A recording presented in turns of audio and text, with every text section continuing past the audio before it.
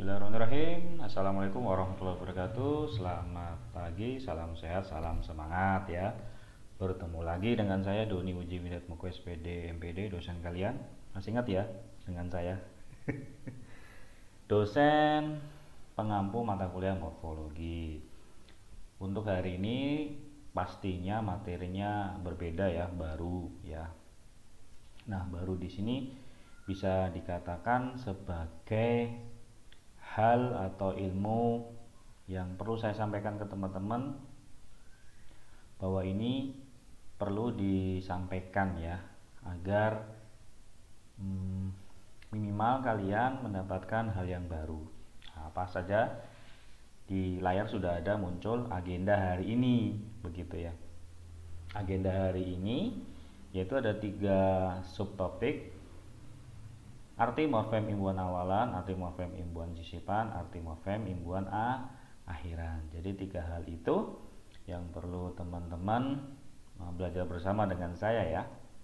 Kemudian buku untuk yang dibaca, silakan mencari buku karangan Abdul Khair, Mas Nur Muslih atau Ida Bagus Putra Yasa gitu. Oke, tidak perlu berpanjang lebar, langsung ke substansi materinya.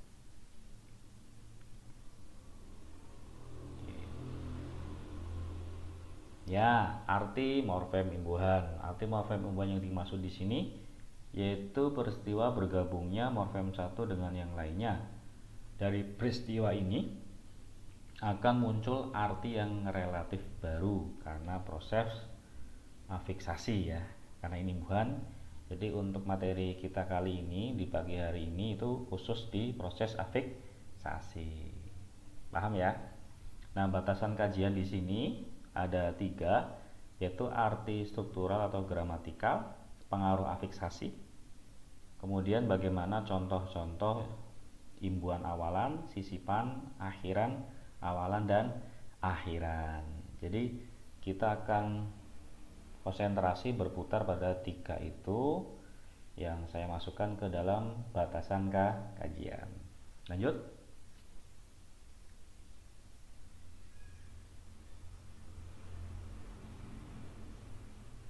Oke, untuk pertama imbuhan menasal ya. Maaf, ini judulnya belum muncul. Awalan menasal ya.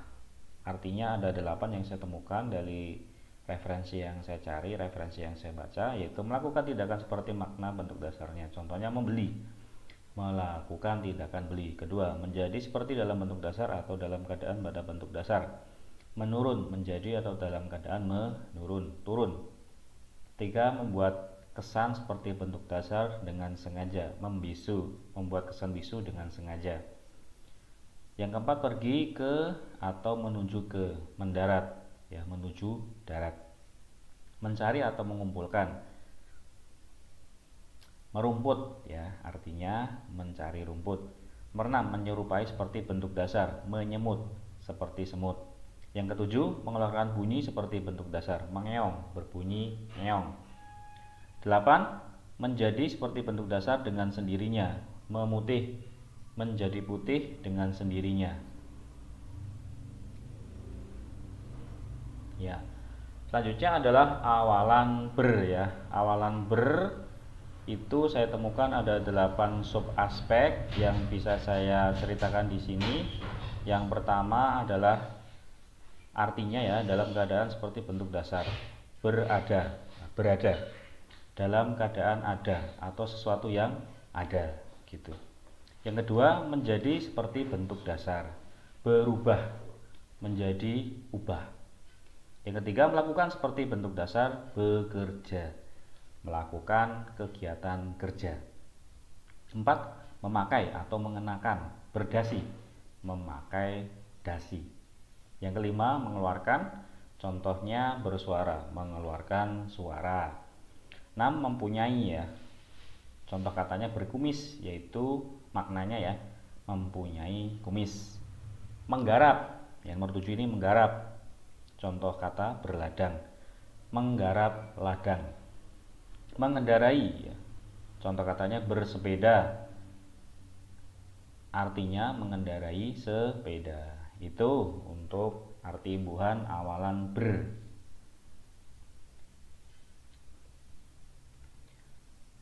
Awalan-awalan lainnya ya. Yang pertama awalan di dan ter.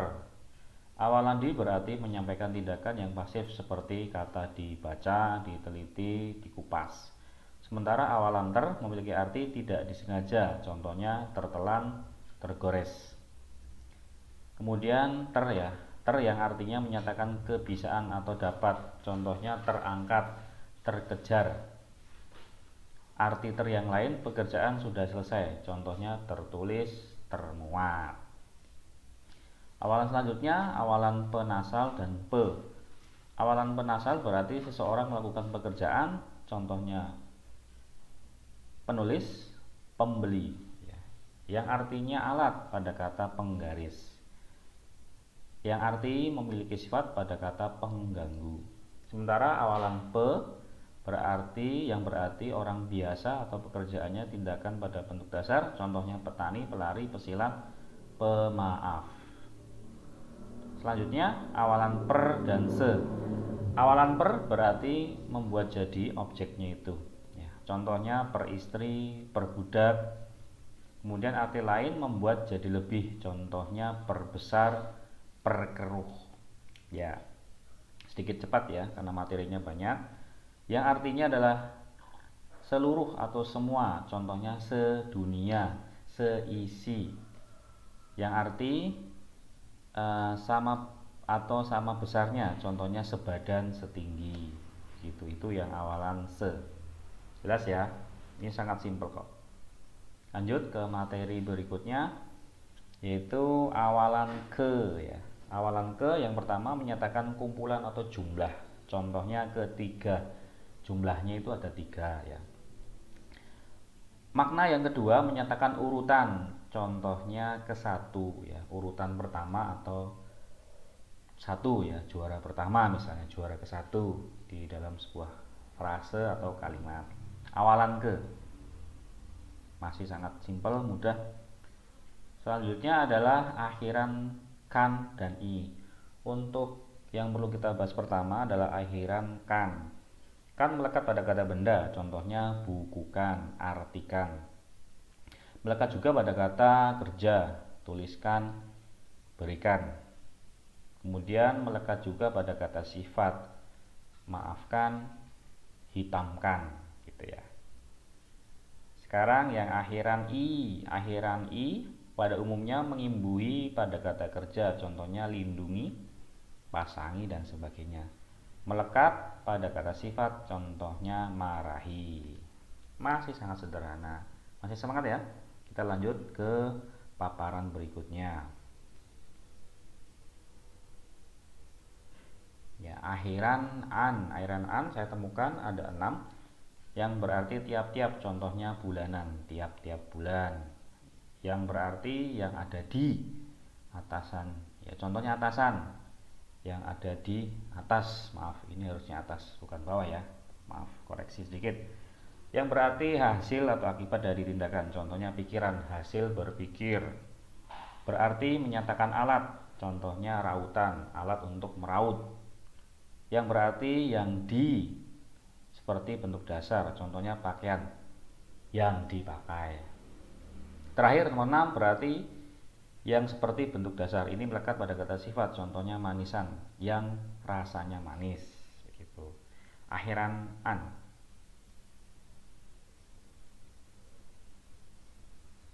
Ya, imbuhan wan, ini imbuhan yang berasal dari bahasa Sanskerta ya. Imbuhan wan melekat pada kata benda, ataupun arti dari imbuhan wan dapat diuraikan sebagai berikut. 1.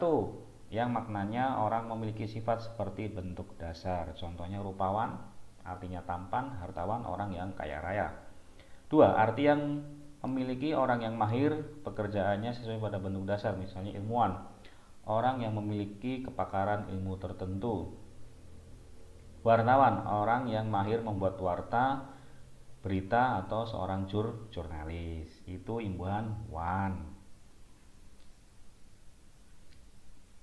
Selanjutnya imbuhan sisipan ya. Tadi ada awalan, sekarang sisipan yang berada di tengah. Sisipan el pada kata telunjuk berarti salah satu jari yang digunakan yang seringnya untuk menunjuk, ya berkelas kata benda. Sisipan pada kata seruling berarti alat musik tiup atau suling, berkelas kata benda. Sisipan pada kata kemuning berarti berwarna kuning, termasuk kelas kata sifat ya. Untuk sisipan memang ada 3 ini ya, al, begitu. Kemudian imbuhan ke an, ya, membentuk penjelasan atau abstraksi, contohnya pada kata kebaikan, kecintaan, kedamaian dan sebagainya. Menyatakan tempat, contoh kata pada kata kelurahan, kerajaan. Yang ketiga menderita atau mengalami sesuatu ya, contoh pada kata kehujanan, kehilangan. Ini sudah awalan akhiran ya, tadi sisipan, akhiran, awalan akhiran. Nah, sekarang awalan akhiran. Imbuhan penasal dan an ya, awalan akhiran penasal dan an menyatakan proses, contoh pembacaan penulisan. Menyatakan hasil pada kata pengalaman pencarian. Yang ketiga menyatakan tempat, contohnya pengadilan, penampungan gitu ya.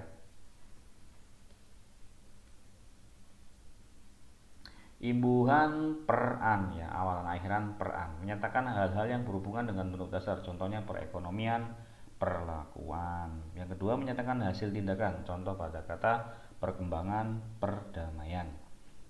Yang ketiga terakhir menyatakan kumpulan atau daerah, contoh pada kata perbukitan, perkantoran. Oke, lanjut kita hajar aja semuanya sampai selesai ya. Imbuhan awalan akhiran beran. Yang pertama tindakan oleh banyak orang, contohnya bermunculan, berdatangan. Tindakan yang berulang pada kata berlarian, bergulingan. Tindakan yang dilakukan oleh 2 orang atau 2 pihak, misalnya pada kata berpandangan, berhadapan. Nah, teman-teman bisa cari contoh yang lain sesuai dengan teorinya ini ya.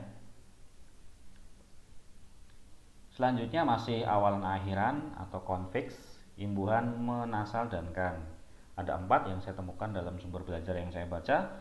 Yang pertama menjadikan objek seperti bentuk dasar, contohnya membukukan, menuliskan. Yang kedua, langsung dilihat ya, masih saksama kan, masih bisa mengikuti kan ya. Lakukan tindakan seperti bentuk dasar, misalnya kata mengerjakan, membicarakan. Yang ketiga, membuat objek bertindak seperti bentuk dasar, misalnya membangunkan, menghadirkan. Yang terakhir, yang keempat, memberi objek sesuatu seperti bentuk dasar, misalnya mengizinkan, menjanjikan. Ini khusus konfiks atau awalan akhiran, menasal dan kan.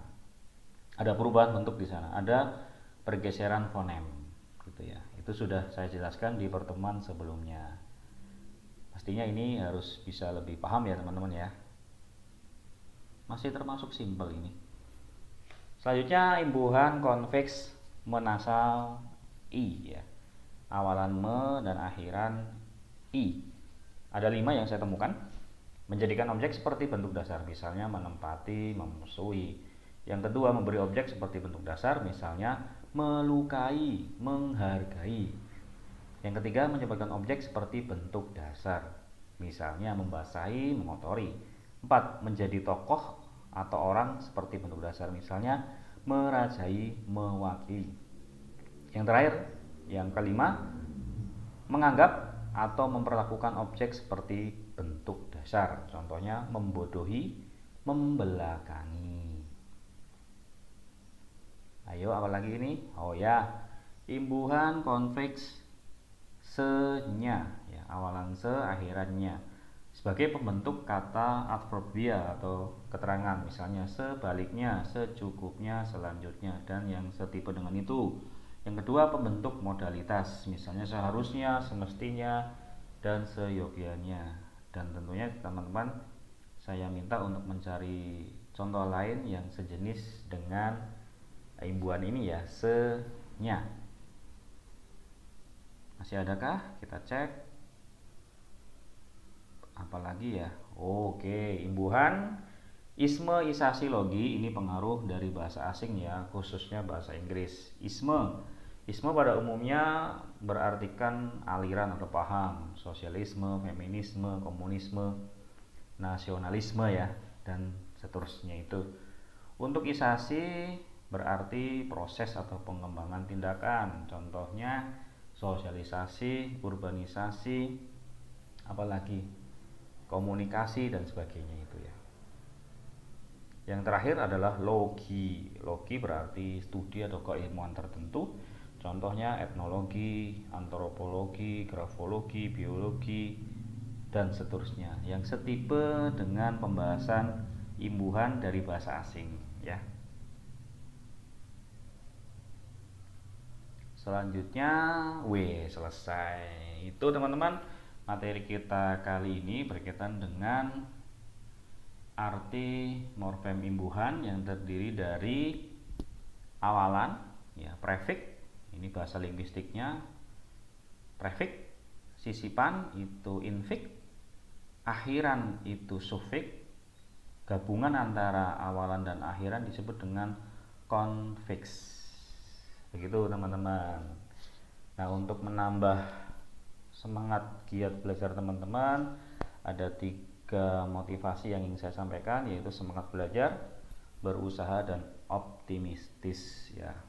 3 aspek tersebut harus dipupuk betul, diinternalisasi betul ke dalam diri kita, agar proses perkuliahan atau apapun yang kira-kira menjadi impian besar kita bisa tercapai dengan lancar dan sukses. Nah, khusus materi ini masih sama seperti anjuran saya, agar teman-teman bisa mencari sumber belajar yang lain dari buku cetak maupun buku elektronik, juga bisa dari hasil riset yang biasanya dipublikasikan dalam bentuk artikel jurnal gitu ya. Tidak ada tugas ya, saya hanya memberikan instruksi teman-teman membaca kembali apa yang sudah saya berikan, baik pertemuan ini maupun pertemuan sebelum-sebelumnya ya. Oke, itu saja dari saya. Terima kasih atas atensinya. Semoga tadi yang disampaikan bermanfaat. Salam sehat, salam semangat. Saya akhiri dalam sebuah pantun ya. Burung irian, burung cendrawasih. Cukup sekian dan terima kasih. Assalamualaikum warahmatullahi wabarakatuh. Salam sehat, salam semangat.